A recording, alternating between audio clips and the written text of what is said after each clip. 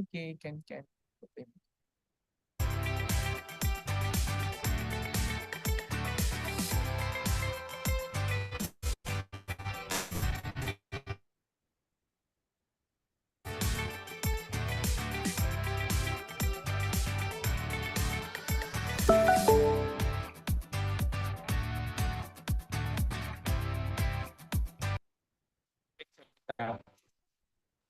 I think maganda.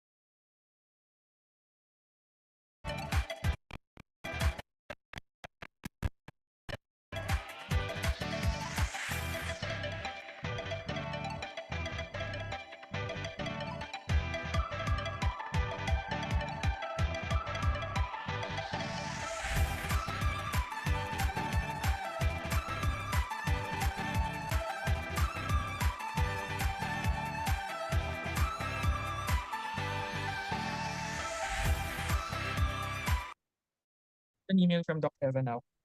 She's on the road lang daw. Maghanap lang ng stable place. So she suggested na lang to have Doc Mike's go first. Si Doc Mike's naman talaga yung pero for guidance.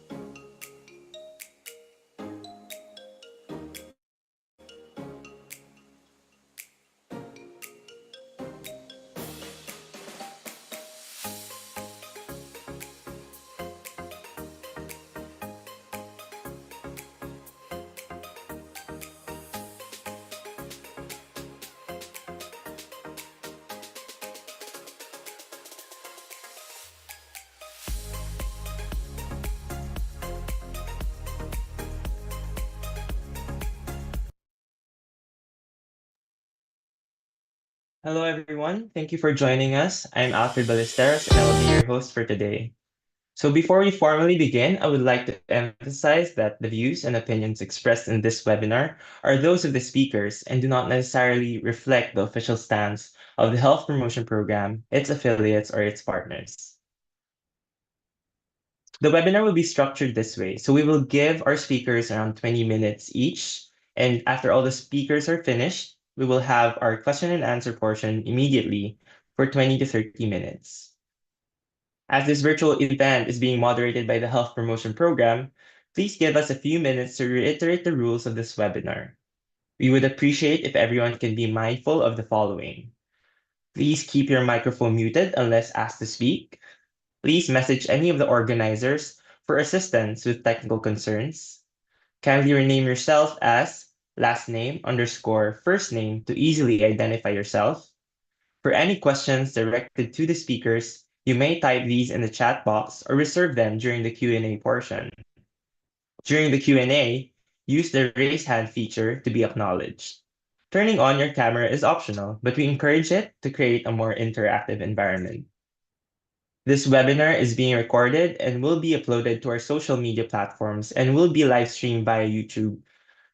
And by staying in the room, you consent to having your likeness recorded. An evaluation form will be displayed or shown at the end of the webinar. You have until 5 p.m. today to accomplish them.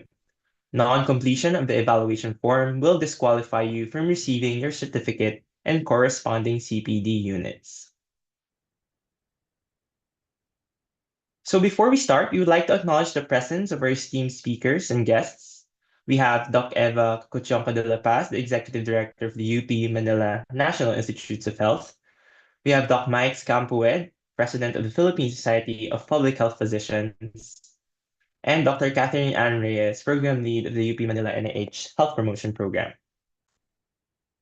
So in celebration of Mother's Day and in support of Sustainable Development Goal 3, good health and well-being, the UP Manila National Institutes of Recording Health in progress. Health Promotion Program presents the Unbottling the Truth webinar, episode number 7, Safeguarding Maternal and Child Health from Alcohol Harms.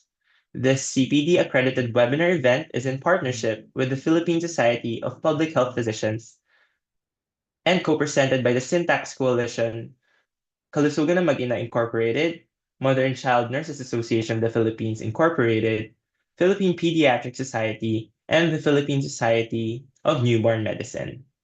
For everyone's guidance, this webinar is accredited with 3 CPD units for medical doctors and 4 CPD units for registered nurses. And to open our episode for today, we would like to invite to the virtual stage Dr. Michael Campued, President of the Philippine Society of Public Health Physicians. Dr. Michael Campued, or better known as Doc Mikes, is a medical doctor and health systems consultant with more than a decade of involvement in supporting community health development in the Philippines. He currently sits as the founding board member and president of the Philippine Society for Public Health Physicians, is a partner for the public health NGO Alliance for Improving Health Outcomes Incorporated, and is currently a health systems consultant for the Asian Development Bank. So without further ado, Doc Mikes, the virtual floor is yours. And magandang tanghali po sa ating lahat. I'm really happy that we're all here together and providing time for this very important topic. And I'm here representing as well my colleagues in my organization who in themselves are would have wanted to be here. But of course, we have very limited seating, within this platform. But in either case, I'm here to provide the opening for this activity. So good afternoon to everybody. On behalf of the organizing committee, it is my privilege to welcome you to today's episode of our webinar on Unbottling the Truth, Safeguarding Maternal and Child Health from Alcohol's Harm. And masaya po ako kasi kasama po natin dito, mga kasamahan po natin, Doc Joey Salazar from the Philippine Pediatric Society, Doc Mian Silvestre, the president of founding president of KMI, and also Ma'am Bambi Borneo, the president of the Mother and Child Nurses Association of the Philippines. Your dedication and also expertise inspire our collective commitment. So maraming salamat po for being here. So the Philippine Society of Public Health Physicians is proud to be a partner in this important initiative. So as a globally recognized and locally relevant organization, PSPHP has a commitment to advance the science and practice of public health in the Philippines. And we do recognize that alcohol-related harm is a critical public health issue. So particularly, we also recognize that mothers and children have exposed vulnerabilities with these factors and whose health and well-being shape the future of our community. So through this webinar and ongoing advocacy, the PSPHP continue to support our healthcare professionals, our policymakers, our communities with the knowledge and tools necessary for addressing this challenge. Alcohol-related harm is a pressing but often overlooked public health challenge in the Philippines and worldwide, and its dangers are wide-ranging. From increasing the risk of chronic diseases, mental health disorders and injuries, and to causing significant social and economic burdens for mothers and children, the stakes are really high. And alcohol exposure during pregnancy can really also result to lifelong consequences to the unborn child. And alcohol misuse can also disrupt the health and development of our families. So this is the reason why we really should be gathering ourselves to address the challenge of alcohol-related harms. And in today's session, I hope us in PSPHP could help support in raising public awareness, in equipping our professionals, and also foster collaboration among our societies and the participants to really address this challenge. And let us remember that safeguarding maternal and child health from alcohol's harm is a shared responsibility. So we must unite our voices and expertise across clinical, public health, and community sectors so we can build a better future for every mother and child. Maraming salamat po. There was also evidence of Harrison's group for the genitalia investigation. All right, thank you so much, Dr. Max, and we are grateful to PSP for being our partner for this webinar. We echo that safeguarding maternal and child health is indeed a shared responsibility by everyone. And of course, for this webinar, Dr. Eva Maria Pachonco de la Praz also graced us with a special message for everyone attending this event. So Dr. Eva Maria Pachonco de la Praz is the Executive Director of the National Institute of Health, also currently the Program Director. Current research interests include genetics of monogenic and complex genetic conditions in the Filipino population, such as birth defects, cancer, diabetes mellitus, X-linked dystonia, Parkinsonism, as well as population genetics, particularly genetic diversity studies on indigenous peoples. Doc Eva, the virtual floor is yours. Thank you. Thank you, Alfred. Good afternoon.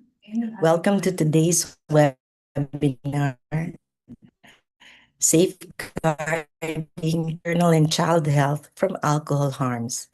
This webinar brings together partners who share a strong commitment to infancy and we thank the Health Promotion Program of the UP Manila National Institutes of Health, the Philippine Society of Public Health Physicians, the Syntax Coalition, Kalusgang Mag-Ina, and the Mother and Child Nurses Association of the Philippines for making this important gathering possible. Protecting maternal and child health must be at the heart of our public health efforts. One significant yet often overlooked threat to this goal is the impact of alcohol consumption before and during pregnancy and the lifelong consequences it can have on the health and development of children. So this session continues our broader advocacy through the Unbottling the Truth series, which seeks to raise awareness of most vulnerable groups, mothers and children. While I was training in genetics at the Sick Kids Hospital in Canada, we get to see patients then with fetal alcohol syndrome and they have a range of permanent disabilities. These are physical, mental, and behavioral problems in the child, often with distinct facial features and and growth deficiencies. We ask how much alcohol the mothers consume every day, thinking that there is a magic number or magic volume. But we know better now. There's no safe amount of alcohol to consume during pregnancy. Even low to moderate alcohol consumption can have adverse effects on the developing fetus, and even binge drinking is particularly risky. So we're so privileged to hear from esteemed speakers who will highlight prevention, clinical management, and public health strategies to address alcohol harms in the maternal and child health setting. Of course, my very good friend, Dr. Maria Asuncion Silvestre, Mian. She's my amiga, the president of Kalusgang Mag-Ina. Dr. Jose Salazar, also a good friend of mine, chair of Accreditation Committee, Philippine Society of Newborn Medicine, and Miss Balbina Borneo, president of the Mother and Child Nurses Association of the Philippines. Thank you so much for sharing your time and expertise for this important webinar. To everyone joining us today, nurses, students, health professionals, advocates, and policymakers, your presence reflects a shared commitment to safeguarding the next generation. Let us continue to work to systems that protect women. Muli, magandang hapon po sa inyo lahat. At maraming salamat. Thank you so much, Doc Eva. We are grateful for your kind words and support to this event, and your words indeed resonate with us as we reflect on the importance of reducing harms to mothers, especially those born from alcohol. We are looking forward to hearing more about this in the next part of this event. Now to our esteemed speaker, who has been very generous of her time and effort to join us today. Nurse Balbina M. Borneo, better known as Nurse Bambi, is a dedicated healthcare professional with over 4 decades of experience as a registered midwife, nurse, clinician, and academician. She holds a Master of Arts in Nursing, University of San Tomas, and serves in key leadership roles in President Asia Pacific Pediatric Nurses Association and the Mother and Child Nurses Association of the Philippines. Currently a physician liaison officer at the University of Perpetual Health Delta Medical Center, she has consistently championed maternal and child health, education, and professional development throughout her career. I now give the floor to Nurse Bambi. Okay, good afternoon to everyone. Thank you, Alfred, for your kind introduction. Before I start or begin with the assigned topic to me, let me greet and advance Happy Mother's Day to all the nanay, inang, nanang, mommy, and manshi for this Sunday. Happy Mother's Day to all. And let me congratulate the organizing committee of UP Manila National Institute of Clinical Epidemiology for this great topic and advocacy. Title, Unbottling the Truth, Safeguarding the Maternal and Child Health from Alcohol Harm. As nurses of the Mother and Child Nurses Association of the Philippines, this is also our concern. Thank you for inviting me. And so to start with, I have nothing to disclose on this. So next slide, please. So the objectives of my topic for today is to know and raise awareness related to pregnancy risk, highlights its impact on fetal and maternal health, and of course, the different encouragement and prevention and support on this issue.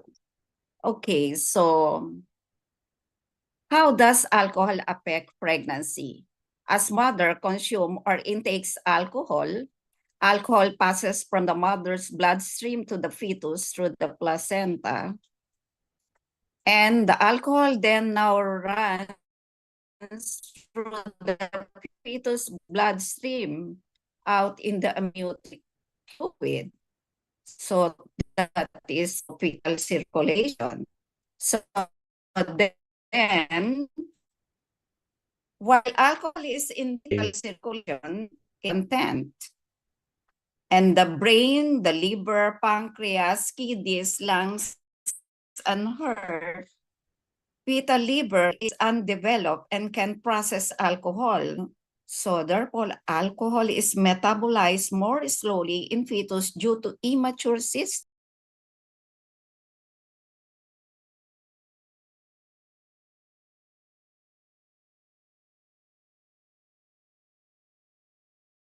Pregnancy and its Recording in impact progress. on both the mother and the baby. Next slide, please, sir. That's it. Okay, fetal alcohol spectrum disorders and other related birth defects. So strategies for preventing alcohol use during pregnancy, focusing on education, support, and healthcare intervention is very important. So alcohol use during pregnancy can have significant and harmful effects on both the mother and the baby, as mentioned ahead by Dr. De La Cruz. So here's breakdown on the potential impacts, especially during the first trimester. So most critical period, the first trimester, but all stages should also be considered as at-risk stages. So this period is the most crucial for the fetus development, like the internal systems to begin to take shape and early organ development that includes brain, spine, cardiac tissue, liver, pancreas, kidneys, lungs, and muscles of the mouth, eyes, and nose. So here are the health matters fact sheet.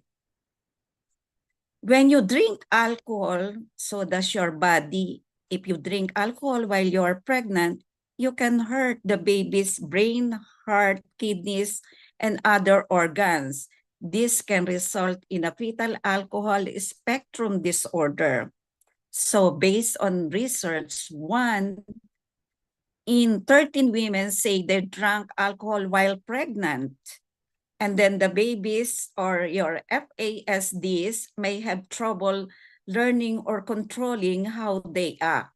They have a high, low IQ or develop more slowly than other kids. So 1 in 100 children in the US have this.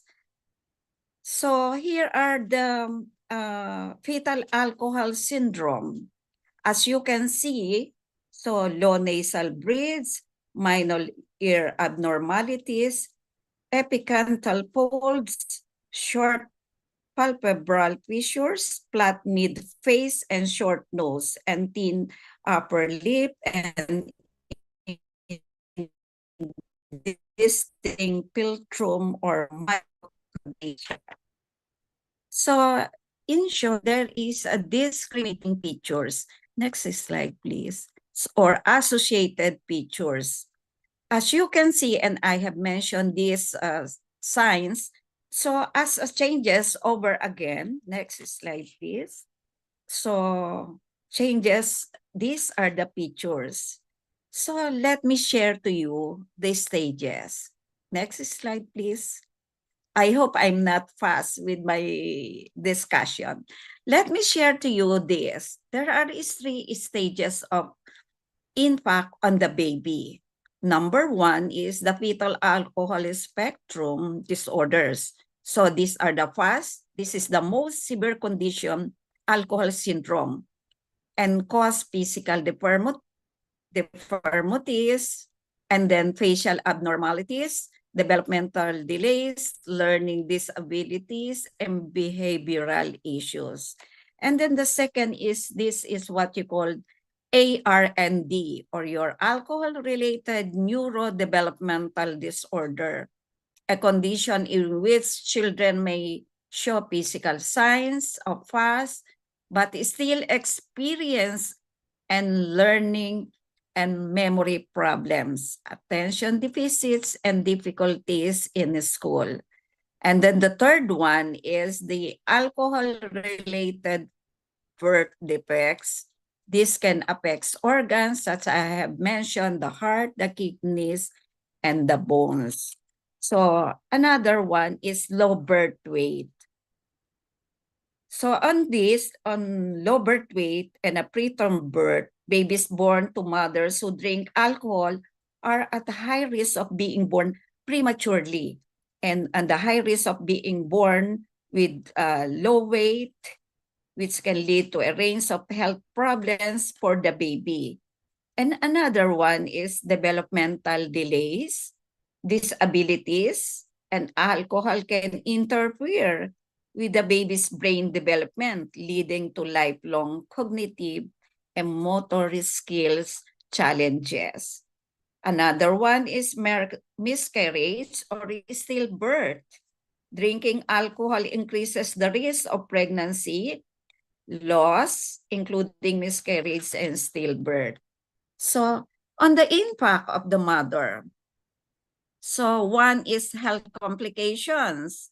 So chronic alcohol consumption can affect the mother's liver, increase the risk of cardiovascular diseases, and lead to nutritional deficiencies that affect both her health and the pregnancy. So number 2 is complication during pregnancy. Alcohol use can increase the risk of high blood pressure, preeclampsia, and placental abruptio, or the placenta detaches from the uterus. So number 3 is mental health. Alcohol use during pregnancy can increase the risk of depression, anxiety, and other mental health issues, which may be worsened by the hormonal changes and stresses of pregnancy. So, and number 4, risk of addiction for mothers who are addicted to alcohol, quitting during pregnancy and can be challenging, but essential for the health of both mother and the baby. So alcohol withdrawal can pose risk for the mother and baby, and medical support may be needed on this time. So what are the types of fetal alcohol spectrum disorder, which I think I have shown it to you?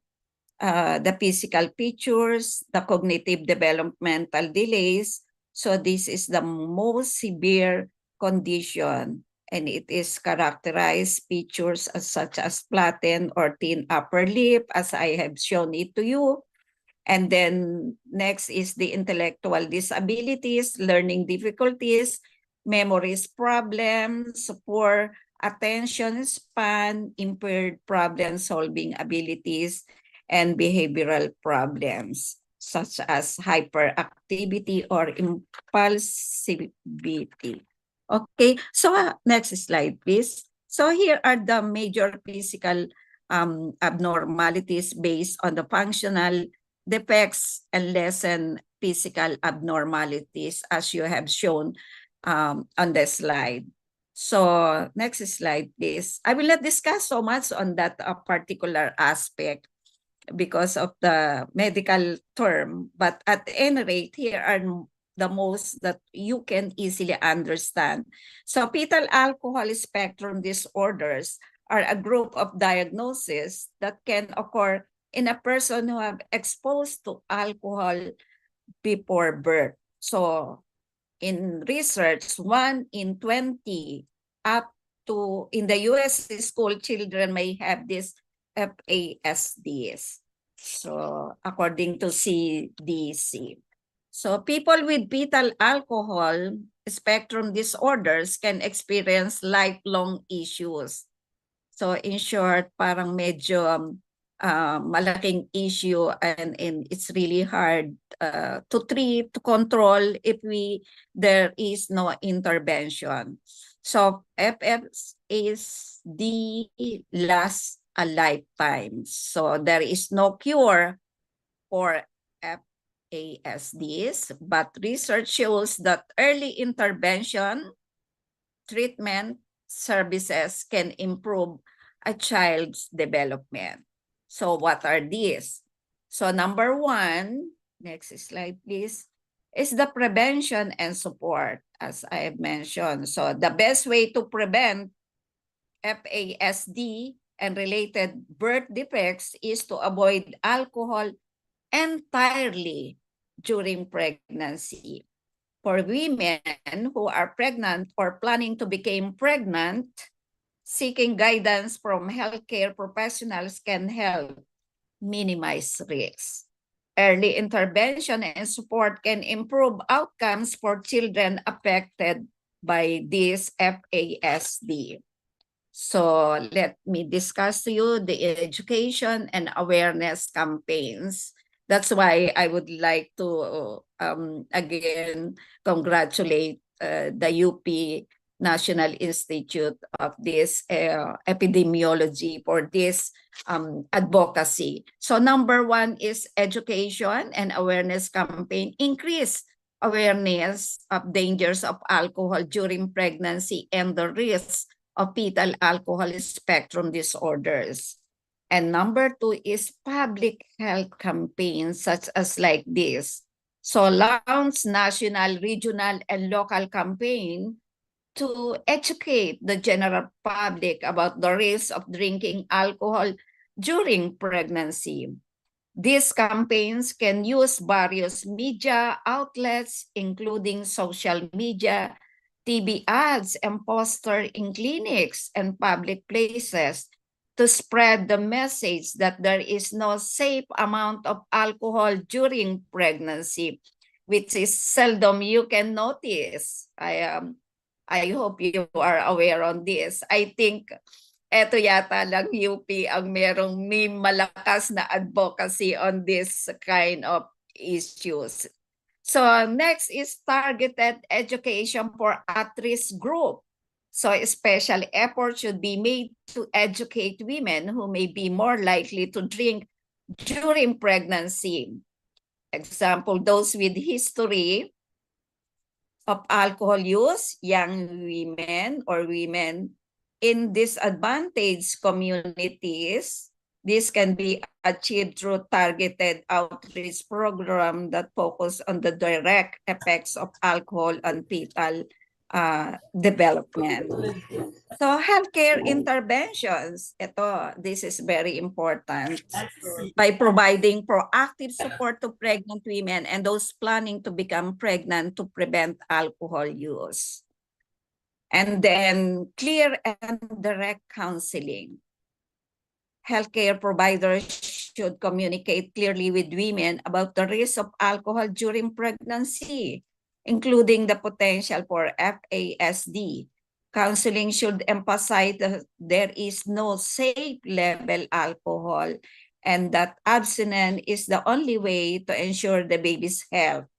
So in short, prenatal care, during prenatal visit, doctors, midwives, as well as nurses should reinforce the message that alcohol consumption should be avoided throughout pregnancy, particularly in the first trimester when fetal development is most vulnerable.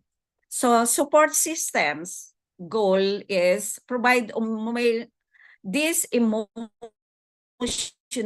psychological, and social support to women to help them avoid alcohol use during pregnancy. You know, sometimes really a pregnant woman is, or a pregnant woman is really emotional because of not only emotional changes, pero andun yata talaga yung ang mga nanay emotional, lalo kung less support system.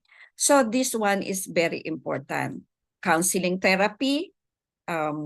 So women who is pregnant or planning a pregnancy should have access to mental health support, if they are dealing with addiction or issues like stress, anxiety, or depression, which can sometimes lead to alcohol use. Offering counseling services during pregnancy can help women manage these challenges in healthier ways. So partner and family support, encouraging support from the women's partner or the husband and family is very vital. Partner and family involvement in education as well as providing emotional support can significantly reduce the likelihood of alcohol use during pregnancy. Family members should be educated on the dangers of drinking during pregnancy to foster a supportive environment. So the final message or my take-home message is no amount of liquor consumption is safe during pregnancy, and there is no safe time for alcohol use during pregnancy. So I think that's all, and thank you so much for listening. And these are all my references. Thank you and good afternoon.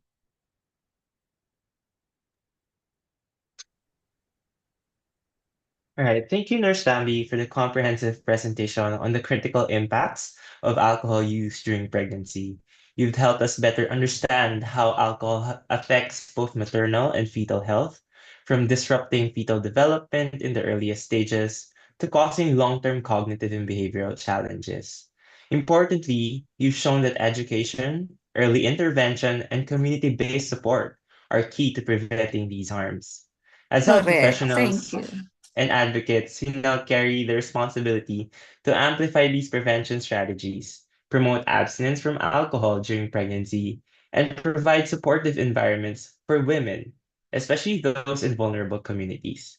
So together we can protect future generations by ensuring that no mother faces this journey uninformed or unsupported. Thank you, Nurse Bambi. So now let's move on to our second speaker who graciously gave us his time and effort to be with us today. Dr. Jose, or Joey Salazar, is a professor of pediatrics and currently serves as the Director for Education, Training, and Research at the UERM Memorial Medical Center. He is the former head of the Department of Pediatrics at UERM and has held national leadership roles as past president of both the Perinatal Association of the Philippines and the Philippine Society of Newborn Medicine. Internationally, he contributes as the Deputy Secretary for the Eastern region of the Federation of Asia Oceania Perinatal Societies, further advancing perinatal care and collaboration across the region. Doc Joey, the virtual floor is yours.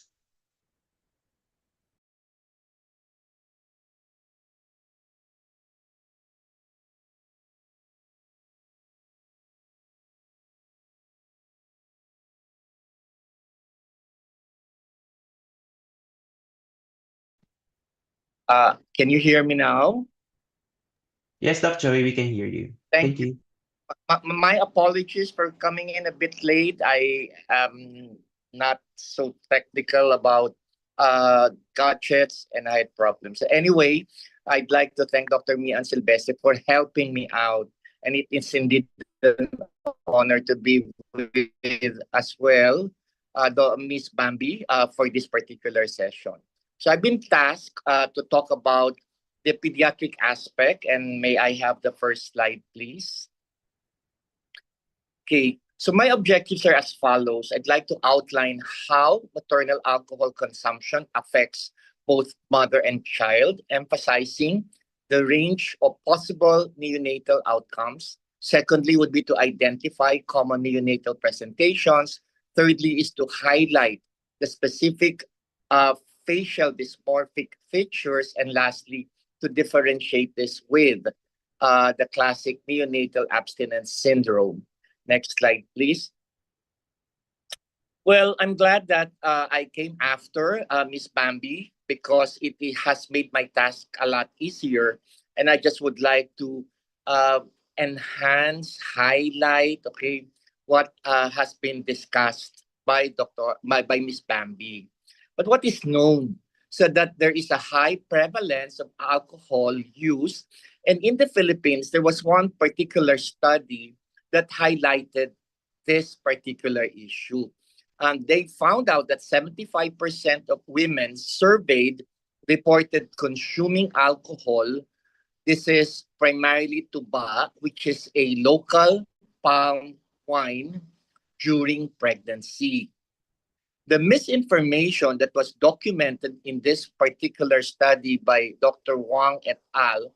Was that many women, in about 75%, did not believe that tuba contains alcohol, and some believe it has health benefits such as increasing red blood cell count, or when given to neonates, is a form of a antiparasitic substance. Now, tuba, when the authors tested for the alcohol content, both that which is made either from home or from a distillery contained about 7% alcohol. Next slide, please. So the risk to the fetus and newborn, as you've heard Ms. Bambi discuss, okay, would involve physical and facial abnormalities. That alcohol causes head and face deformities such as a small head or a small scalp, flattened face, drooping eyelids, okay, and large the distance, okay, between the eyes can also be noticeable. Now, the organ system defects would involve heart defects, ear infection, hearing loss, and poor organ functions are possible. And that fetal alcohol spectrum disorder would include a wide range of emotional, cognitive, behavioral, and congenital problems. Next slide, please. Now, other neonatal outcome would include the increased risk of miscarriage and stillbirth. And again, this was emphasized in the previous lecture. It could lead to preterm birth, low birth weight, and the risk of development and hearing disabilities. Next, please. Well, in pregnancy, we know that we advise women, okay, that there are certain substances we refer to as teratogens, which could either be drugs, which could be a prescription drug or an illicit drug, the use of smoking, and lastly, alcohol. And alcohol is believed to be responsible for the fetal alcohol spectrum disorder or the fetal alcohol syndrome. Alcohol would cross the placenta that will cause toxicity. Next, please. Now, fetal alcohol syndrome, okay, is a condition that has been stressed by the former lecturer that occurs in the developing fetus, which is caused by maternal consumption of during pregnancy. Now, as what mentioned, there is no safe level of alcohol consumption during pregnancy. So, exposure to alcohol during pregnancy can lead to a spectrum of disorders. And condition is known as the fetal alcohol spectrum disorder, which could have several other acronyms, as was mentioned by the speaker initially. The estimate in terms of its occurrence or the affectation rather during pregnancy for fetal alcohol syndrome is about 0.1% of pregnancies. And for fetal alcohol syndrome disorder, it is estimated to about 1% of pregnancies. The difference is that the cognitive, emotional are usually observed more in the syndrome disorder than in the fetal alcohol syndrome itself. And it is said that for fetal alcohol syndrome, fetal alcohol would be the most severe type rather than the fetal alcohol syndrome disorder. Next, please. Now, there are definitely maternal risk factors, and maternal consumption of alcohol during pregnancy would include the following factors. The increased dose of alcohol consumption. This is dose dependent in a dose dependent manner. It is said that more than 30 years old with chronic consumption of alcohol definitely will be at risk. The heavy episodes or binge consumption of alcohol also is a risk factor, especially so for mothers who are breastfeeding. Genetic susceptibility to reduce alcohol metabolism can be another risk factor because if this is existent, then the higher the occurrence of FAS or FAST among pregnant women consuming alcohol. Malnutrition definitely is a risk factor, and previous infant with fetal alcohol syndrome. Next, please. Now, if we look at the pathophysiology, ethanol is what is contained, okay, in tobacco, and it is a neurotoxin that is toxic to the brain neurons, which metabolize acetaldehyde. And acetaldehyde is another neurotoxin. So it is teratogenic during all the 3 trimesters. It affects the central nervous system. It would lead to irreversible damage, wherein equal ethanol levels in the fetus and mother is documented. There is limited liver metabolism in the fetus, only 10%, which puts the fetus, okay, at a high risk, and that the amniotic fluid can also be an act of can act rather as a reservoir for the fetus, meaning to say that it would continuously damage or cause problems for the fetus. Why? Because alcohol crosses the placental blood barrier that crosses the fetal brain barrier as well. Next, please. So ethanol and acetaldehyde, okay, would lead to dysregulation of the cell differentiation and migration. It can lead to disruption of the DNA and protein synthesis. And lastly, it would impair micronutrient metabolism and placental transport and other nutrients. And these 3 mechanisms are responsible for the clinical manifestations of what we see in patients with fetal alcohol syndrome or fetal alcohol syndrome disorders. Next, please. Now, as mentioned, it would affect all the trimesters in pregnancy. During the first trimester, when there's ethanol exposure, this would already lead to facial morphologic changes and certain brain abnormalities because of organogenesis. During the second trimester, it could lead to an increased risk of spontaneous abortion. And in the last trimester, this will lead to reduced height, weight, and brain volume, which was referred by the former speaker as intrauterine restriction. Next, please. Now, fetal alcohol syndrome can show us 3 distinct clinical manifestations: facial morphology, intrauterine growth restriction, and abnormalities in the brain. Next, please. The facial morphology is very peculiar, okay, for patients with fetal alcohol syndrome or fetal alcohol syndrome disorder. There is a small eye opening with skin folds, okay, at the corner of the eye. There is microphthalmia.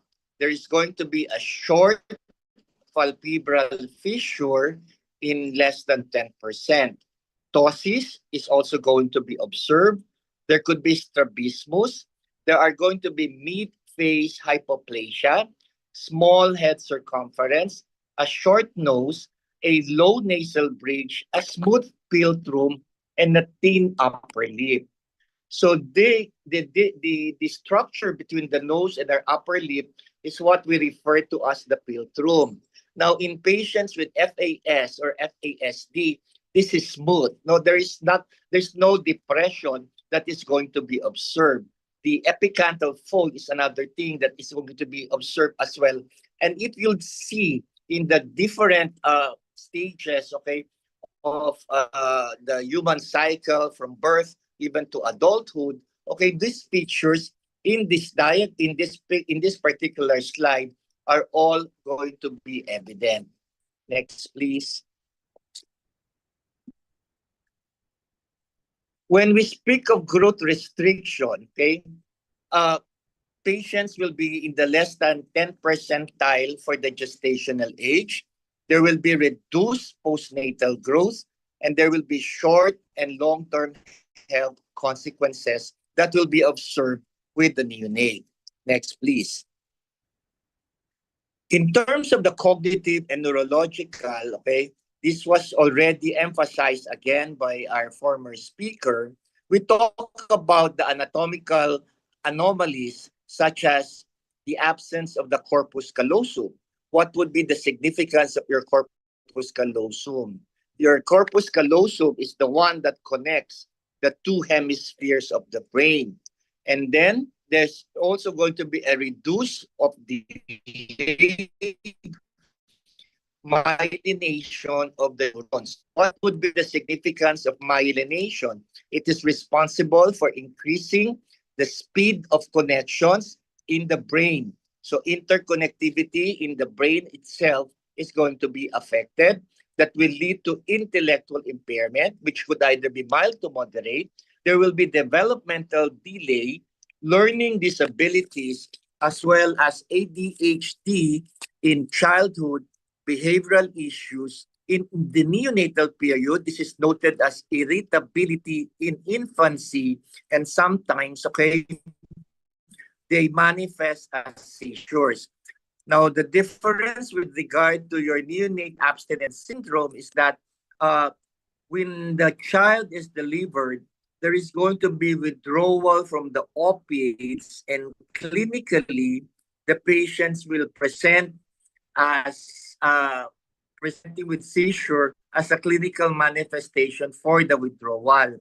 And in this particular patients, okay, they would stay either in the hospital for 3 to 5 days until they're able to adapt after, okay, the extrauterine environment. Next slide, please.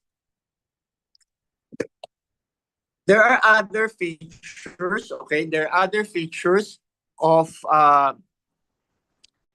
your fetal alcohol syndrome or your fetal alcohol syndrome disorder that would involve the hands and the arms, okay, as well as the skeletal abnormalities. And in some patients, okay, this would present as scoliosis or hemivertebrae.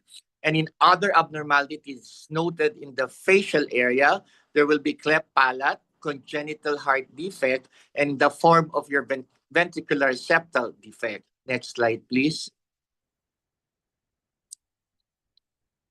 Now, the diagnosis, as mentioned, would be evident with regard to the history of maternal consumption during pregnancy. Now, the presence of the characteristics of 3 diagnostic symptoms or domains are going to be index of high suspicion for diagnosing of FASD. This would be facial morphology, your neurodevelopmental involvement of CNS abnormalities with the patient, and the growth restriction, which is noted, okay, either during the prenatal or the postnatal period. There is a situation wherein it is referred to as your fetal alcohol syndrome, okay, partial, that would be requiring some facial morphological abnormalities and neurodevelopmental abnormalities, growth restriction, or other unexplained behavioral or neurological anomalies. There are anecdotes wherein, okay, some of the patients, okay, growing up could not understand why they look different or why their behavior or why they are being bullied in school. Only when it is recognized that they seek consultation that they understand now why these processes or these observations or even features are present with them. And that is when they understand that they have fetal alcohol syndrome disorder. As what was mentioned, there is no treatment, but supporting and educating the family, okay, is going to be very important. So it will have to be explained very well to the parents and the family so that they can give the necessary support to this particular child. Educational support was well discussed by Ms. Bambi.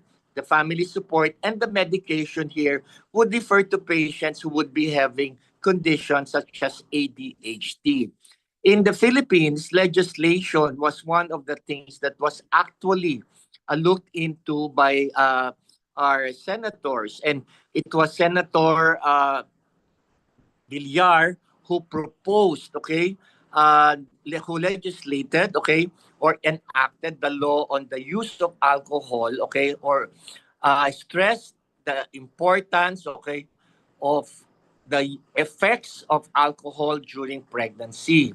The other law also was that it limited, okay, the age of when, okay, an adult, okay, should start taking in alcohol because in the Philippines, it has been noted that as early as 14 years of age, the adolescents already had a history of alcohol intake. So again, there are a lot of things that probably we'll have to look into and we'll have to further promote, okay, the effects of alcohol during pregnancy and breastfeeding. Can I have the next slide, please? Now, let me just look at this vignette. No? And I would like to read it to everybody that a 3-year-old was seen, okay? A 3-year-old, he is recently adopted. He is a boy, okay? And was brought to the office for the first time by the adopting parents for a checkup. They say that he seems to be adjusting to this new family pretty well. But that it is a bit slow, that he was noted to be a bit slower than the peer that he would be belonging to in the community or in the neighborhood, and that he has poor socialization skills.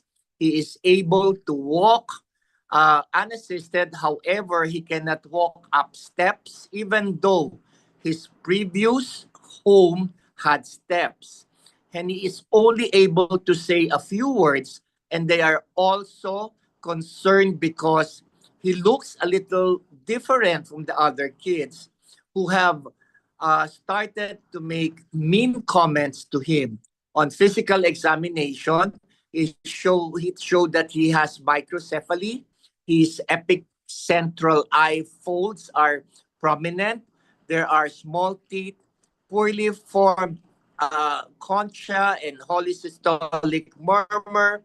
And the question is to the participant would be, this condition could most likely have been prevented by, is it A, dietary supplementation with vitamin D?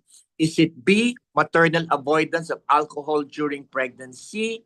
Is it C, maternal avoidance of cocaine during pregnancy? Is it D, maternal intake of folate before and during pregnancy? And is it E, regular consumption of iron-containing formula when he was an infant? All right, I'll give you some time to probably think about it, and thank you for those who are sharing their answers in the chat box. Okay, so can I see the next slide?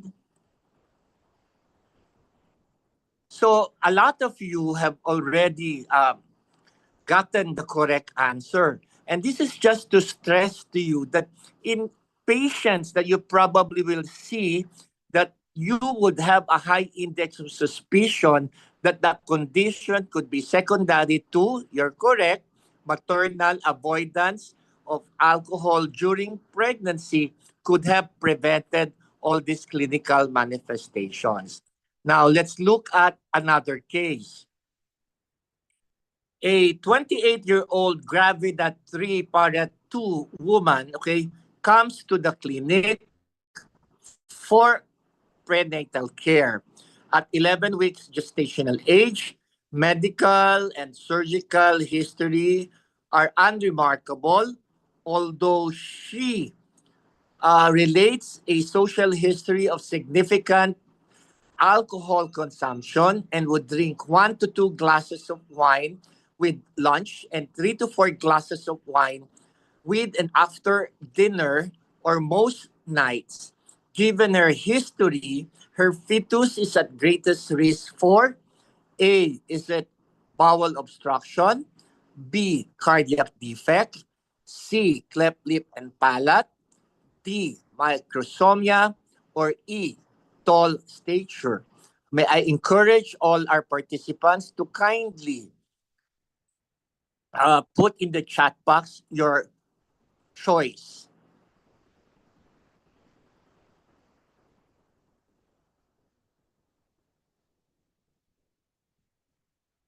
Okay, can I have the next slide, please? The answer here is your cardiac defect. And again, congratulations to those who were able to get the right answer. There is a triad, okay, for your fetal alcohol syndrome or your fetal alcohol syndrome disorder. And part of that would be your congenital malformation, your brain affectation, okay, and lastly would be congenital defect. And one of the involvement would be your cardiovascular system, and the most common type of congenital heart defect is your ventricular septal defect. And again, okay, these are all again secondary to the alcohol consumption, okay, that this 28-year-old female had during, okay, her prior to her pregnancy. Okay, can I have the next slide, please? In reference to the previous patient, when reviewing her social history, she states that she consumes 2 to 3 drinks, but only when she goes out with girlfriends after work.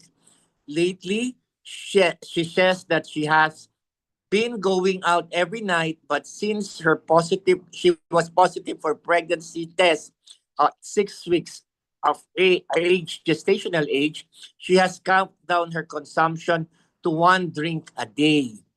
You counsel the patient that there is no safe level of alcohol use in pregnancy and that the safest level is complete abstinence. In addition, you verify that she is at increased risk for giving birth to a child with, is it A, omphalocele? Is it B, duodenal atresia? Is it C, growth restriction? Or letter D, low set ears? I am so glad that, you know, that even before I finish reading to you the options, you already have the correct answer. And can I see the next slide, please? So we mentioned that growth restriction is again going to be one of the features that will be commonly associated with fetal alcohol syndrome or fetal alcohol syndrome disorder. And I'd like to now summarize, okay, and give you my takeaway message for my part. That there is no safe amount. There is no known threshold for alcohol consumption during pregnancy. Prevention is possible. Fetal alcohol spectrum disorder is entirely preventable when women abstain from alcohol during pregnancy. Increase awareness about the risk of prenatal alcohol use, especially regarding uh, local alcoholic beverages like tuba is very important. Now, in the particular study, a lot of the women were not properly advised. But when they conducted survey, they understood better change in behavior because all these things that were not clear with has been explained. So it is very important that counseling during the antenatal or even we start beyond. So as when the child starts to the female patient, which is its adolescent phase, everything will have to be explained in terms of her role of being a mom in the future. Of course, behavioral change. Encourage complete abstinence from alcohol, during pregnancy and breastfeeding. And with that, I'd like to thank you. I'd like to thank the organizers for giving me the opportunity to be able to share and stress to everyone the importance of abstinence, complete abstinence of alcohol during pregnancy and breastfeeding. And before I end, I'd like to greet everybody an advance happy Mother's Day. Thank you and congratulations to Dr. and congratulations rather to the organizers. Thank you. All right. Thank you very much, Doc Joey, for that insightful and eye-opening presentation. You have powerfully highlighted the severe and often irreversible impacts of maternal alcohol consumption, not only on physical development, but also on the cognitive and behavioral well-being of the child. From understanding the underlying mechanisms of fetal alcohol spectrum disorders to identifying the key clinical features and the importance of early diagnosis. This discussion serves as a strong reminder that there truly is no safe amount of alcohol during pregnancy. So let's now move on to our third and definitely final speaker, the one and only Dr. Mian Silvestre. So Dr. Maria Asuncion Silvestre, fondly known as Doc Mian, is a distinguished Filipino neonatologist and public health advocate dedicated to improving maternal and newborn health. She is the founder and president of Kalusgang Mag-Ina, an NGO that advances evidence-based care for mothers and infants. For her impactful work, she was awarded the prestigious 2023 United Arab Emirates Health Foundation Prize during the 76th World Health Assembly and the Most Outstanding Physician Award of the Philippine Pediatric Society last 2021. Doc Mian, the floor is yours.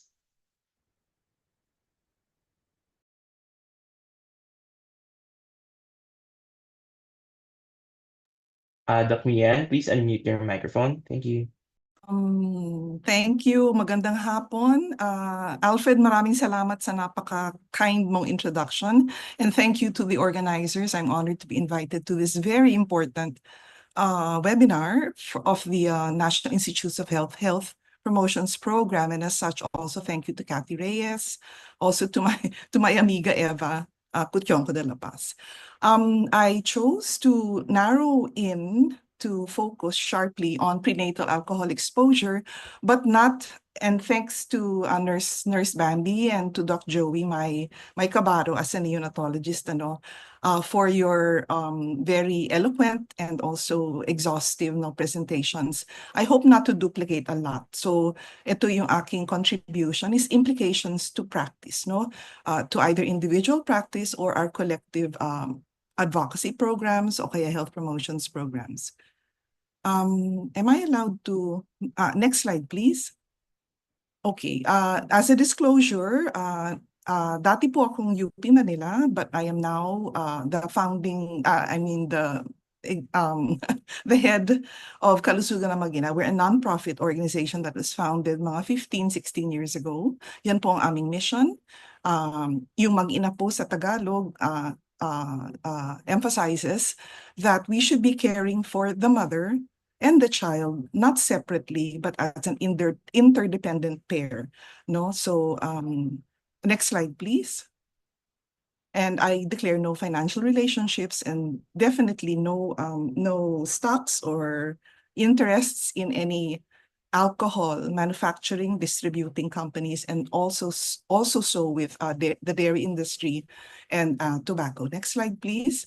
I'd like to present the objectives to increase the awareness of local prevalence of prenatal alcohol exposure, so to speak, discuss the impact on the developing brain, but I'll de-emphasize it given the presentations kanina, discuss some of the common characteristics of the spectrum disorder. No? Magkaiba yun kaysa yung fetal alcohol syndrome, which emphasizes yung dysmorphic features and the spectrum disorder, just like the autism spectrum disorder, carries a broader range of signs and symptoms. No? But I think most importantly, I hope to contribute to discuss diagnostic, ibig sabihin screening issues, no? And preventive interventions for each of us and us collectively as a call to action. Next slide. As an outline, next slide. What is the magnitude of the problem? How can we improve detection of PAE or prenatal alcohol exposure, and how to prevent that burden to our children, to our families and our communities of the fetal alcohol spectrum disorder. And I'd like to end with a call to action. Next slide, please. 20 minutes lang daw eh. So I'd like to start with acknowledgements. Since I am not a developmental pediatrician and I'm not strictly speaking trained in public health, I consulted also with Dr. Yasmin Centuria Siami, who was a former student at the UP-PGH, who is now one of the Committee on Alcohol Prevention in the American Academy of Pediatrics, and is a very strong advocate that works with the U.S. Centers for Disease Control, or CDC. Also, I'd like to thank Action for Economic Reform and the Syntax Coalition, who actually invited me to be a talking head in a press conference to highlight alcohol and its harms to society. And my preparation for being a talking head in that press conference really triggered a lot of search for information, and much of the content and insights that I'd like to present now arise from that preparation for the press con. Next slide, please. Okay, prevalence, no? Gaano pong ka-common, no, ang new at saka old na cases ng prenatal alcohol exposure, no? It is said, sabi sa Lancet Global Health, na ang global estimate in the general population, so hindi po yan sa buntis lang, I'm sorry, in the general population, hindi by locality. In the general population globally, it is estimated that about 10% of pregnancies, 9.8% of pregnancies are exposed to alcohol. Ibig pong sabihin, may varying degrees of consumption of alcohol, no? Pero like Dr. Joey, the previous speaker, alluded to, no? Parang dito sa Pilipinas, the prevalence of prenatal alcohol exposure due to pregnancy consumption of alcohol might be much higher, no? And I hear 3 question marks, and in some localities, and I'll present two articles, that seem to suggest that the prevalence here in the Philippines is much higher, maybe as much as 75%, no, in limited sample sizes. Pero even though the true prevalence might be lower, it has been reported that because in lower socioeconomic quintiles, the social determinants of health really compromise our families, no, undermine even cost-effective interventions are undermined by social determinants of health. Kahit pa mababa sa 75%, nakakabagbag damdamin, nakakatakot pa rin. Okay, next slide, please. The first study was actually a randomized controlled study in a schistosomiasis endemic province in the Philippines, no? Actually, kino-compare nila yung drug na praziquantel versus placebo dun sa Sisto endemic province na yun, Leyte, no? Northeastern Leyte, where they found as a baseline that 90% of pregnant women actually have low intensity schistosomiasis infection, no? 9 out of 10 pregnant women are infected with the schistosomiasis parasite, no? And their study area or their coverage area for their randomized controlled trial, no, yung subjects nila, was a total of 72 barangays in 6 municipal health centers in the northeastern areas of Leyte. Next slide, please. Okay, so ito mismo yung kanilang table. Why am I displaying the table here? Because I wanted to point out that among their 370 total subjects, no, hindi lang po fourth or lowest quintile, no? Their subjects, 370, were across the 4 socioeconomic quintiles na na-study nila. And I highlighted two baseline characteristics that they studied so that they would know kung balanced ang groups nila sa placebo group at saka sa praziquantel group. And I just highlighted it here in the table. Sa next slide, makikita natin na between the 2 randomization groups, no, placebo group at saka praziquantel group, current smoking status during the pregnancy. Group, yung walang totoong drug na iniinom, 74%. And sa praziquantel group, yung umiinom ng praziquantel to see the effect in pregnancy, nasa 79%. Napakataas po nun. And what they found was yung type of alcohol na kinokonsume nga nila ay tuba. Next slide, please. Okay. Sorry. So the data from that randomized controlled trial. So ibig sabihin, yung study na yon ay hindi nakatutok sa pag-aral ng alcohol consumption. It was an incidental finding of the high prenatal alcohol exposure of the fetuses, no?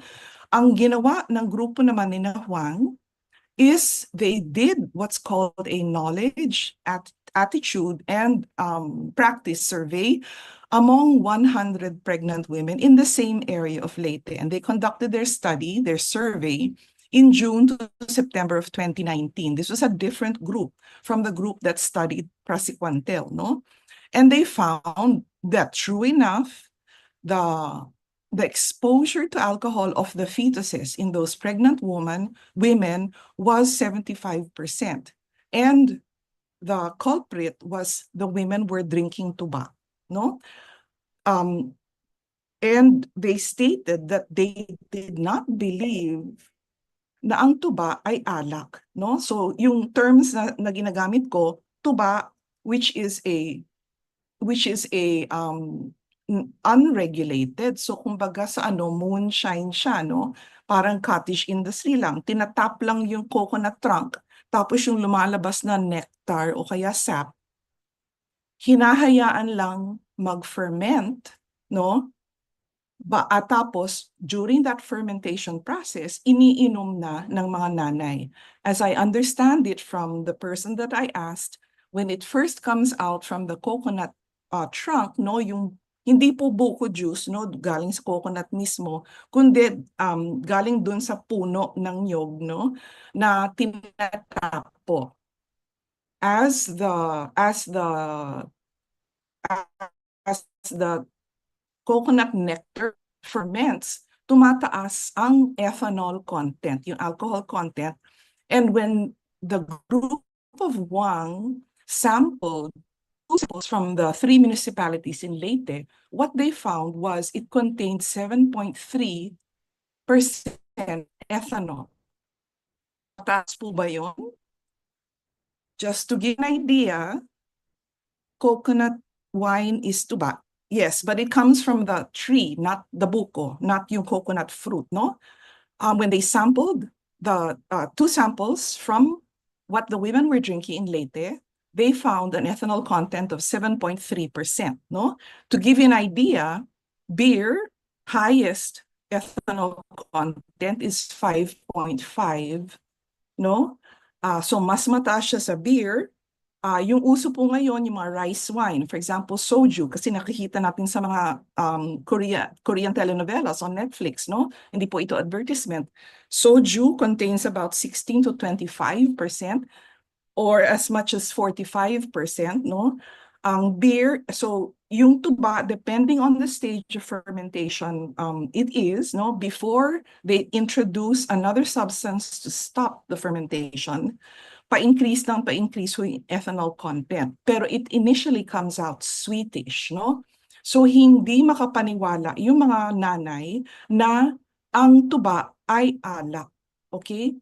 And what was the range of their consumption? You can see in the bar graph here, they were drinking anywhere from 1 to 2 glasses per week, all the way up to more than 10 glasses per week during the pregnancy, no? So we are not insulting these mothers, no? We are not saying no. We are not anti-poor, because for many, this type of alcohols are the only alcohol that they can use for R&R, no, relaxation. So these comments are not insulting them for their so-called ignorance, but contextualize, and also put into context how health promotion activities will proceed later, no? So, ganyan po yung range of alcohol consumption, the 75 of the 100 women, no? Next slide, please. Okay. So why were they drinking alcohol? These were some of the perceived benefits or harms, and you can see that of the perceived benefits, so these are misconceptions, no? Nabanggit ni Dr. Joey that alak increases the red blood count, no? Panlaban sa anemia, para kapag dinugo, during the delivery, hindi masyado ang risk of dying kasi aakyat yung anemia, no? Hindi siya suka tulad ng mga iron folate tablets na binibigay sa prenatal. Supposedly, ang pagkain nila, it increases milk production for breastfeeding women, and so on and so forth down the line. No? It provides, keeps the mother healthy. So para siyang tonic. Okay. Next slide, please. Okay. What the women reported, though, was that had they known na ang tuba ay alak, they would have stopped drinking tuba if they had been told, if they had been educated, no?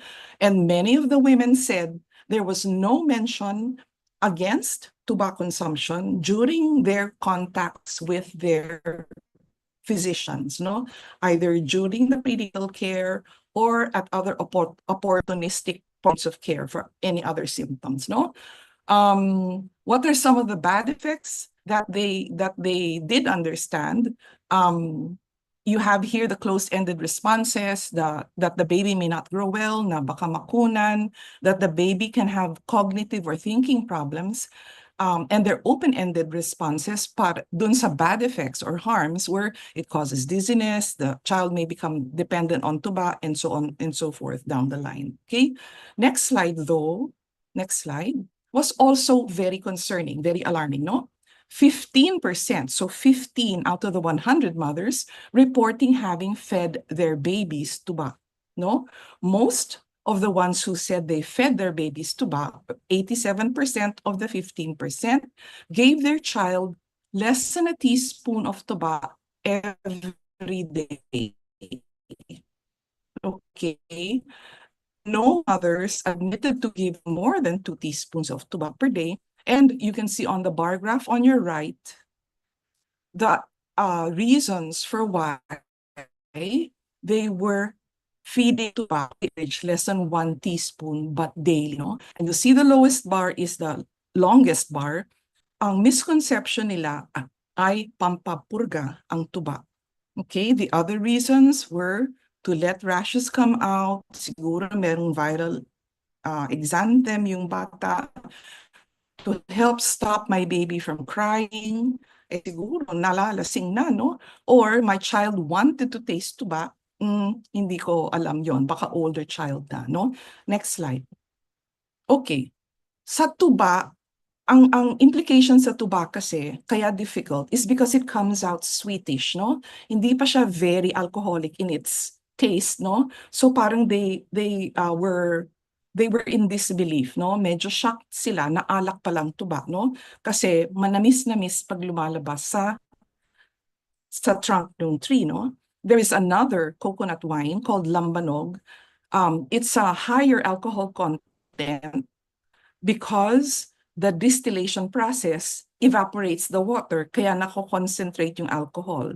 So from a max of 7.3 or an average of 7.3 alcohol content ng tuba, lambanog, on the other hand, can go as high as 80 to 90% proof.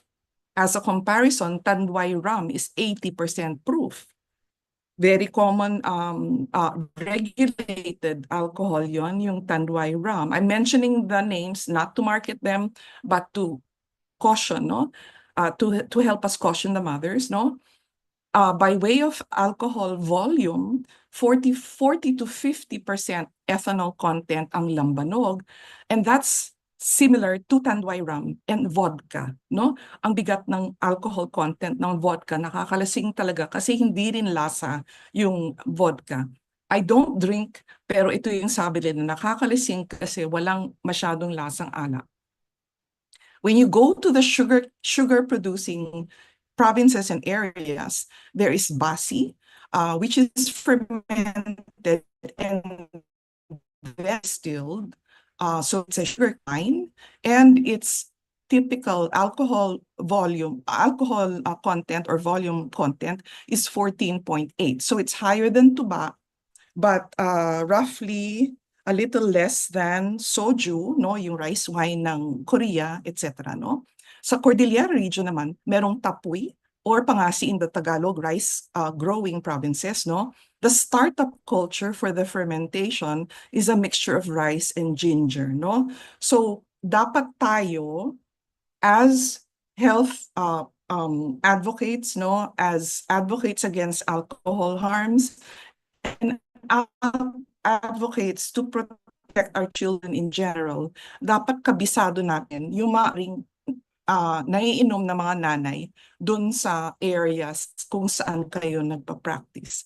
Therefore, dapat ang health communications natin mas nuanced at ang pati history taking, hindi lang umiinom ba kayo ng alak or do you drink alcohol, kundi specify din yung mga unregulated or yung shine or yung cottage industry na hindi na sa supermarket, kundi nandun lang, walang label, etc. No? So very, very important ito sa ating nuancing nating promotions programs. Next slide, please. Okay, so as the previous two speakers said, there is no safe threshold for alcohol consumption or prenatal alcohol exposure for the fetus, no? During the 9 months of pregnancy, there is no safe amount, no safe threshold. There is no safe kind in the first, second, or third trimester, okay? Ito maaring umulit na po ito sa diniscuss na po Dr. Joey. It affects maybe 1 to 5% of children, but what's most important is it is the most prevalent cause of intellectual disability. Okay, it affects physical neurologic development and is more impactful than cocaine, heroin, and marijuana, and I suppose also shabu or methamphetamine. The medical consequences include sleep problems and epilepsy, but the most significant effect is on the brain. And we cannot just deliver the message for absolute abstinence during pregnancy because most mothers don't know that they're already pregnant. And when do the neural tube and the brain form? Formation of the neural tube and brain starts in the third and fourth gestational week. So, maaring hindi pa nila alam na pregnant sila, and therefore, tuloy-tuloy pa rin ang alcohol, pati na rin ang smoking or other illicit drugs, and therefore we miss the train for that communication message, no? A woman, even if she's regular sa menses niya, might not suspect or even confirm that she's pregnant, maybe sa 6th, 8th, 10th week pa, and lalo na magkonsulta sa prenatal. We all know that even though current recommendation for number of antenatal visits is 8 antenatal visits in the whole of the pregnancy, but starting in the first trimester, alam po natin yan lahat, no? Na yung pregnancy starting yung antenatal visits that start in the first trimester within the first 12 weeks of life is very uncommon and maybe only in the higher socioeconomic quintiles. So many women will not know they're pregnant and will not seek antenatal care until much later after the vital organs have formed. And for the neurologic system, the brain and the spinal cord, that's starting the 3rd week, no? So mga 21 days pa lang yung embryo, no? 3rd, 4th week, and then fully formed na, possibly by the 5th week of gestation, and then growth na lang and synaptic connections thereafter, no? So formed na sila by the 5th week. Next slide, please. Okay, so like Dr. Dewey and Nurse Bambi already mentioned, nandyan po nakikita sa pictures how subtle even fetal alcohol syndrome can be, no? Kahit pediatricians, pwede mong ma-miss in the newborn period, no? At birth or even at 4 months. These are paired photographs of 2 patients, no? Yung left, at birth siya, hindi very clear. Napaka-subtle po ng itsura, nung smooth philtrum, nung short palpebral fissures. Makikita na lang as the child grows and develops. On the patient on the left at 4 years of age, and for the patient on the right, nakasubtle din at 4 months na, no? Pero at 8 years pa lang makikita, lalo na kung meron textbook of Smith's recognizable pattern. No, next slide. Napakasubtle. In fact, siguro the message that we would like to put across is that it's an invisible epidemic that we are not yet focused on, no? Sabi natin, the brain especially is impacted on by alcohol exposure as an embryo and as a fetus, no? What are the brain-based neurobehavioral disorders? So from here on, I adapted slides from Dr. Yasmin Centurias, no, from the CDCAP. Functional impairments center on 3 domains, no? Yung tinatawag na neurocognition, which refers to learning, memory, mathematical skills, executive function like learning in judgment and analysis and comprehension, visual, spatial, and of course, IQ and developmental delay, no? Next domain is self-regulation, yung attention, no? Emotional lability, no? Sumpong, outbursts, impulsivity, no? And then yung adaptive functioning, for example, being able to carry out activities of daily living, being functional on their own, communicating with their family members, social skills, meeting other children, no? And of course, adaptive motor functioning, no? Balance and clumsiness, etc. Next slide.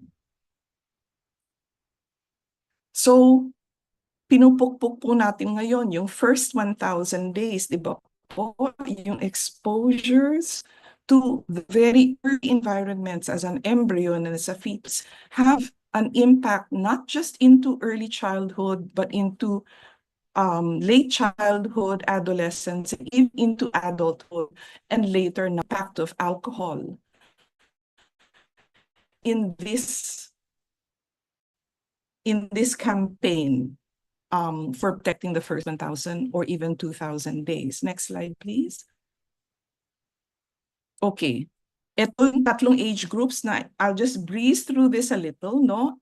from birth to 3 years. So ito yung parang hanggang preschool, no? May physical compromise lang. Won't read this isa-isa. Next slide, please. Next slide. Merong neurocognitive impact, no? So yung normal students pero not having or even following instructions. They may have problems with sleep, with mood regulation, and sensory deficits, which may lead to feeding issues in infancy, and later, as we already mentioned, impulsivity and distractibility, no? Yung attention span sila sa inuutos na task.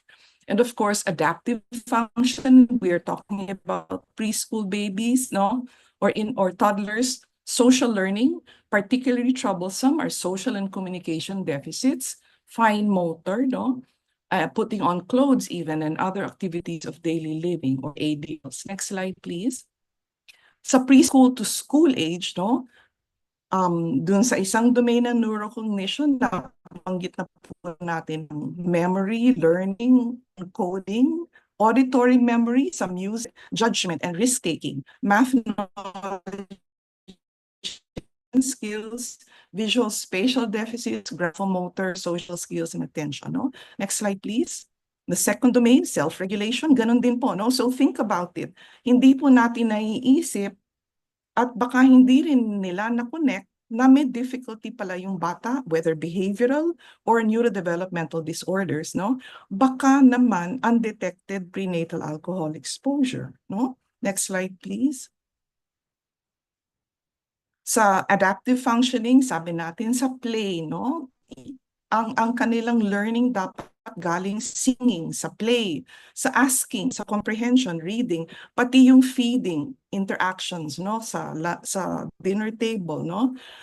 Difficulty with learning social rules, no? Antisocial sa ibang bata, hindi sila makapag-relate, makapag-interact, no? And of course, later on, even into school age, poor social communication, nagiging bat tuloy sila ng jokes kasi baka sila mismo sarcastic, gumagamit ng idioms na hindi maintindihan, o di kaya para nagre-regress sa age na behavior, no? Acting younger than they really are. Next slide, please. Okay, so tinan natin itong I lifted this from a slide of Dr. Yanni Centurias, no? Yan yung numbers ng batang fetal alcohol spectrum disorder, no? Kasi may poor writing skills nila, dala ng fine motor disability, no? They have difficulty managing daily schedules, and they may have poor boundaries naman, yung baliktad, overly friendly, ayaw naman makipag-interact, nag-invade ng physical space yung bata, no? Next slide, please. And then in adolescence, ganun din po, no? Merong ding neurocognitive, merong adaptive, at may self-regulation problems. And as such, merong higher risk for substance abuse, risky behaviors, unplanned or unintended pregnancy, and sexually transmitted disease, worsening mental health issues. Of course, they cannot get cleared for driving. They cannot pass driving tests. So lalo silang na cabin fever, for example, dun sa pandemic. No, next slide, please. Quickly na lang po, neurocognition, paulit-ulit, no? Imagine prenatal, sa early environment sa womb pa lang, nagpa-plant na yung difficulties in neurocognition. And it's the same regardless of age of the child or individual. Next slide, please. Neurocognition, self-regulation. Next slide, please. Adaptive functioning, yung difficulties with peer and social relationships, this maturity, no, acting out and acting younger or acting older, and difficulty with complex language and speech, no. Next slide, please. So, what can we do about screening, no? Nabanggit ni Dr. Joey, ang isang batang may seizures or very irritable na parang nag-withdraw from opiates, no? Meconium screening, no? Alam natin ang yung meconium, yung first stool of a baby after birth. Normally, hindi po tinatae ang meconium during the pregnancy, and therefore it becomes a repository. Doon na iimbak, no? Doon na sa store, yung exposed toxicants, no, ng fetus in utero, no? So, maging pesticides man, organophosphates, heavy metals like cadmium, or even, no, alcohol exposure can be detected by either called metabolites of alcohol. They're called fatty acid ethanolers, or FAEEs, in the newborn stool. Yung is done at the National Institutes of Health, but we are still clarifying whether FAEEs are included in the list of toxicants that meconium can be tested for abroad. And Dr. Austria here, the author here, my mentor when I was abroad, no, et cetera. And for alcohol here reported, no, the products of alcohol metabolism can be detected.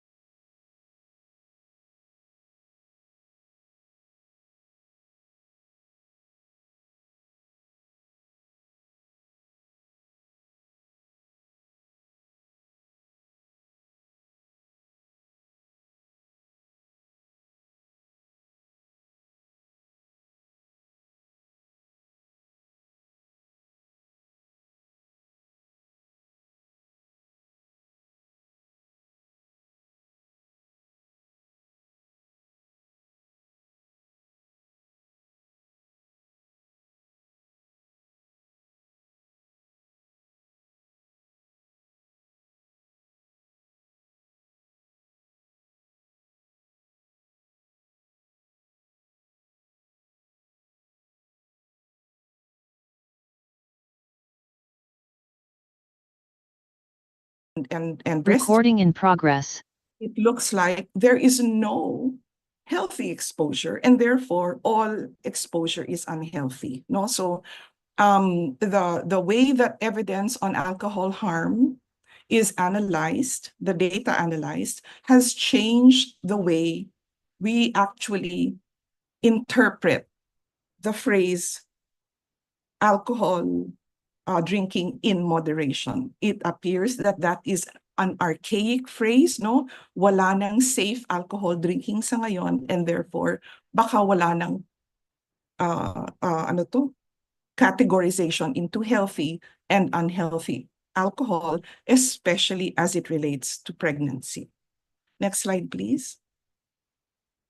Okay, I am speaking now as a member of the Education Commission of the House of Representatives, because in year 1, I joined in year 2, it was declared that the Philippine education sector faces a learning crisis.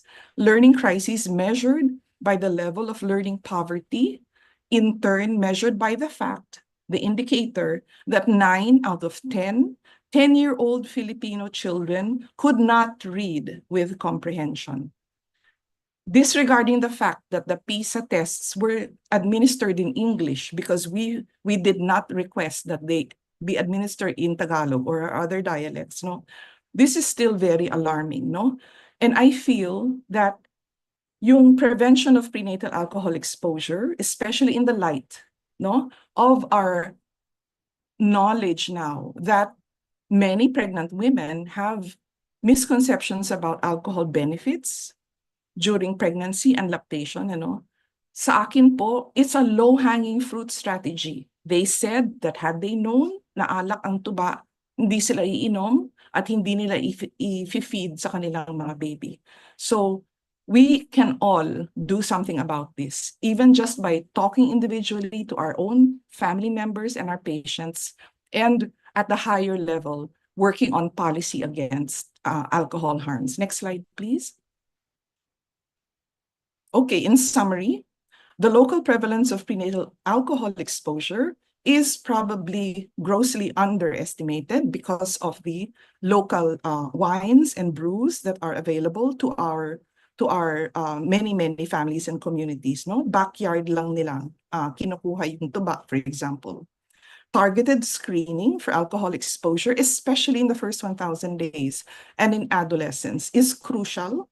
Parenting skills and supervision, I was not able to talk about the modalities of intervention because of the 20-minute deadline, no?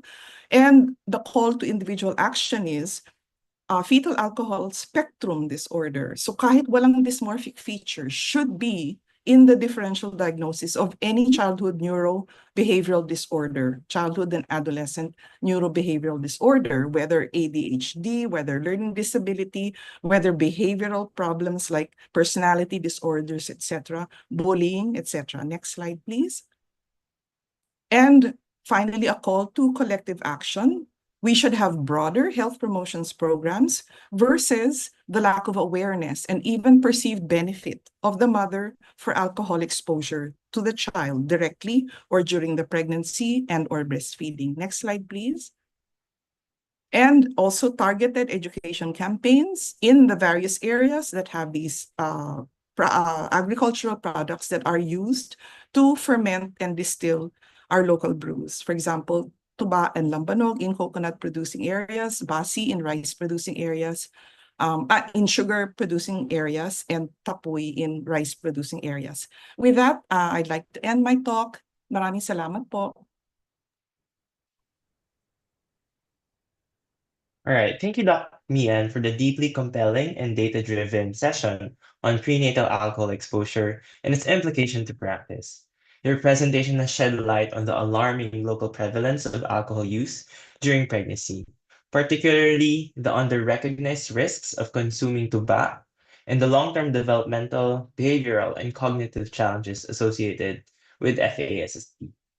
Your emphasis on early screening, including tools like meconium testing, and the call to both individual and collective action underscores the urgent need for culturally contextual, evidence-based responses. We hope this can be a wake-up call for all of us to integrate these learnings into policy, practice, and advocacy. All right, we are now in the exciting part of this webinar. For those who would like to ask questions, you can type your questions in the chat box. Our organizers will document them for this Q&A. And in the interest of time, we'll only accommodate one question for each of the speaker. So just to start off with a question and answer portion, a question addressed to Nurse Bambi. What are some of the most effective community-level education strategies you've seen in correcting misinformation about alcohol use during pregnancy?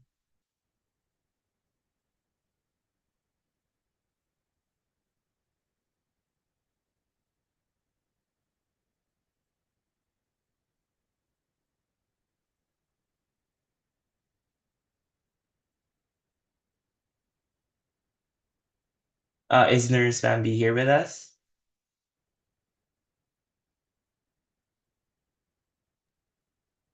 Yes, hello, yes, come again. Kindly repeat the questions. Yes po. What are some of the most effective community-level education strategies you've seen in correcting misinformation about alcohol use during pregnancy po? Well, probably one, as I mentioned in my lecture, probably media communication and community outreach education program, screening, especially on the community, and what else? Counseling, yes, another one. And what else? Especially during the prenatal visit, I think that is one. And of course, very important yung public and then our government, what you call this, we have to tie up with our government project, something like that. So I think that's all that I can share. I hope All I right. answered the questions. Thanks, Nurse Bambi, and for emphasizing that various community level education strategies can be implemented at various levels of service delivery for maternal and child health. And now a question to Doc Joey. How can healthcare professionals, especially those in rural or under-resourced areas, be better trained to identify early signs of fetal alcohol spectrum disorder and support affected families?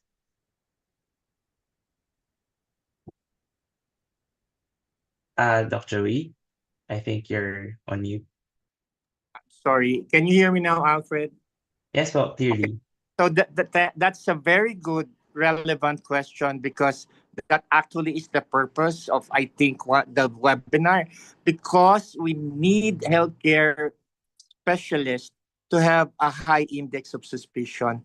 As what Dr. Mian said in her closing, in her closing statement, no, that's very, very important that when we do our history taking, physical examination, okay, we must possess a high index of suspicion in things, okay, that we discover might warrant investigation. So we have to really ask more and get the family, the patient, to tell us more of what could be a possible reason for the observations that we probably are likely. So that high index of suspicion that we see, that we will possess, will help us. And that is very important in the community level. All right. Thank you, Doc Joey, for emphasizing also that probing more with the families and also the patients on what possible reasons uh, can be identified as an early sign of FASD. And I guess another question for Doc Mian, given the cultural acceptance of local brews like tuba, how can health promotion campaigns effectively communicate risk without alienating communities? Doc Mian, I think you're on mute.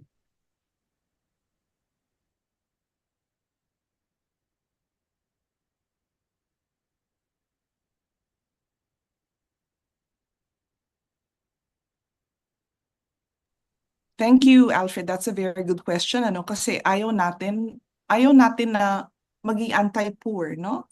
Sinasabi natin, most of these brews are unregulated, no? Backyard, kinukuha lang at fine-ferment and distilled, no? So, hindi sila mako-cover, for example, ng mga alcohol taxes, kasi hindi nga sila kasama sa DTI, no? Sa Department of Trade and Industry, no? So, dapat talaga very nuanced yung health promotions program. Unang-una, awareness muna, no? And also, I think I also mentioned that the message that bawal uminom ng alak during pregnancy and lactation might be missing, no, in its scope, kasi nga hindi nga nila alam na pregnant sila. So the message should be any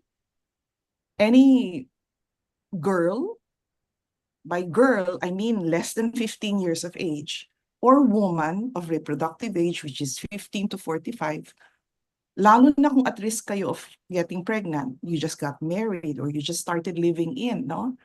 Dapat nuance na sabihin, hindi lang alak, kasi soju, beer, vodka lang ang tinuturing ng mga yon, kundi banggitin mismo yung klase ng local brew. Tuba, lambanog, basi, and the other terms, no? Dapat very specific kasi nga hindi nila na-associate yung danger sa pag-inom ng recreational drinks na yon. Nasagot ko ba? Yes, Doc Mian. Alfred, yeah. So dapat trabaho ng health promotions program. I'm not a communicator in training, pero yun siguro yung technical input, no? Na how to design the communication strategy so that it's not anti-poor and it doesn't castigate and it doesn't stigmatize the mothers who may have consumed alcohol, either because they didn't know they're pregnant or they knew they were pregnant but didn't know that the product contained alcohol. Thank you, Doc Mian. And siguro another probing question from one of our participants related to what you have answered. So if a woman unknowingly consumed alcohol during the first trimester, but stopped as soon as she found out she was pregnant, what steps can she take to help reduce any potential risks to her baby? What screening beside meconium can they have when baby is born?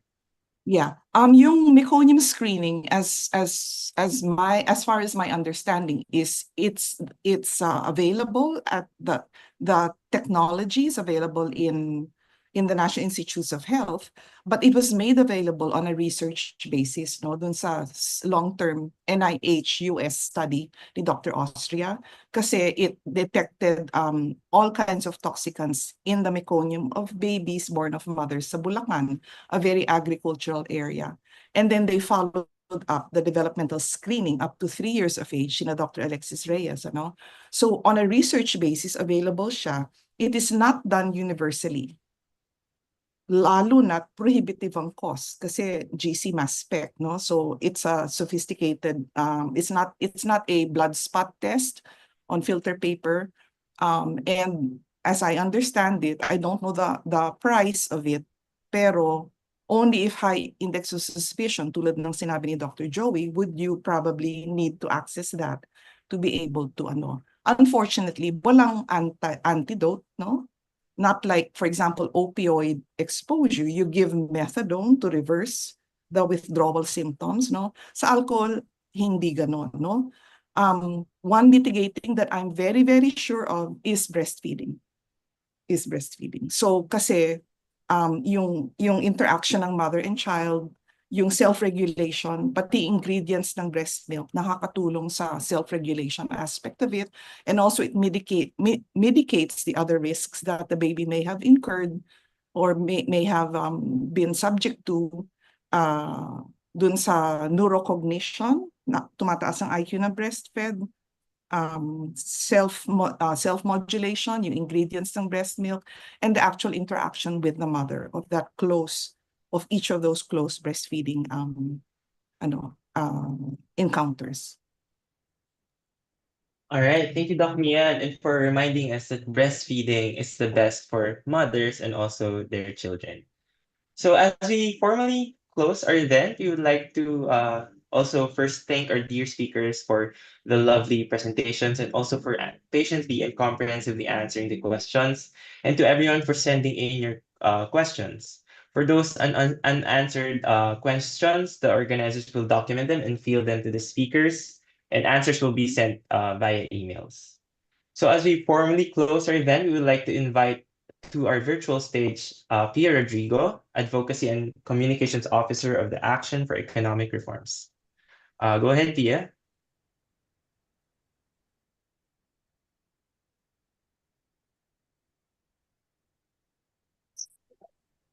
Hi, good afternoon, everyone.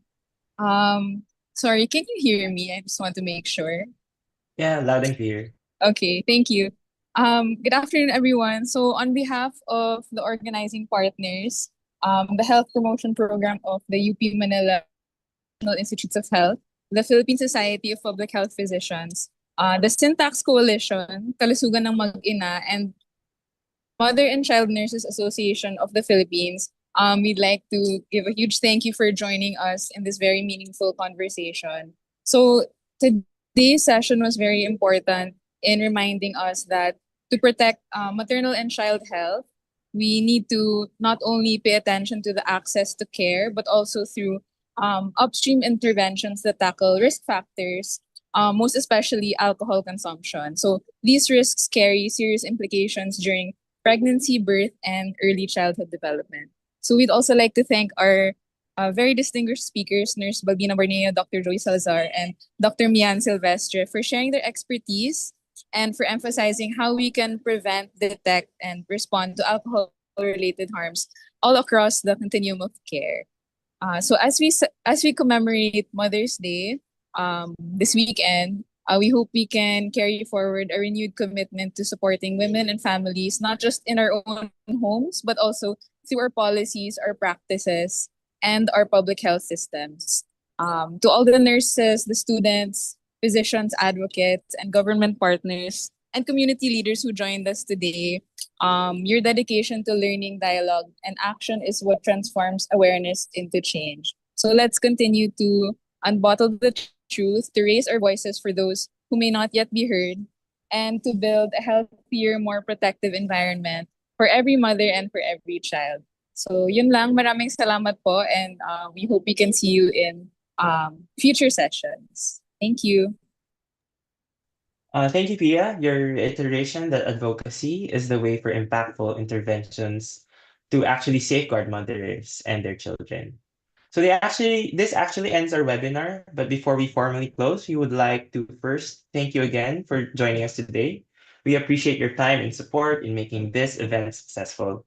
We also request everyone to please answer our evaluation form, which is open until 5 p.m. today, May 9. So I repeat, the evaluation form will be open until 5 p.m. today. Only those who were able to attend via Zoom will be eligible for CPD unit validation and certification, and only those who responded will be given a copy of their certificate of attendance. Also, please be on the lookout for future Unbottling the Truth events. We will be having an episode in June and July to tackle other domains of alcohol harms, specifically methanol poisoning and its role in liver disease. If you want to know more about the health promotion program, please join our newsletter through the QR shown in your screens. We're having exciting events this month as we celebrate our second anniversary. We hope we could have you in spirit as we celebrate 2 years of impactful work for health promotion research. Again, thank you, and we hope you enjoy the rest of the day and the weekend. And to all mothers here with us today, we warmly wish you a happy Mother's Day. Thank you, everyone.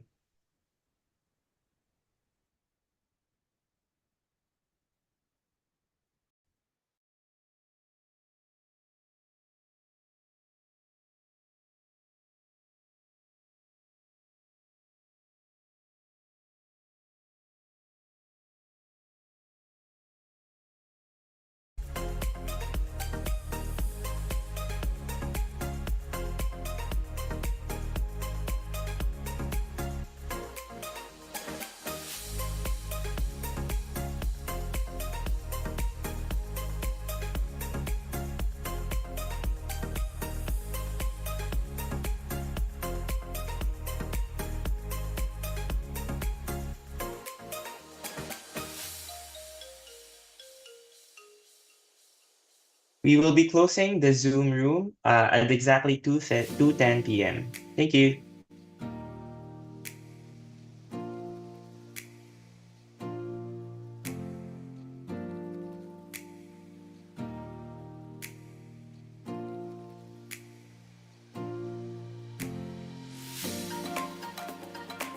Recording stopped.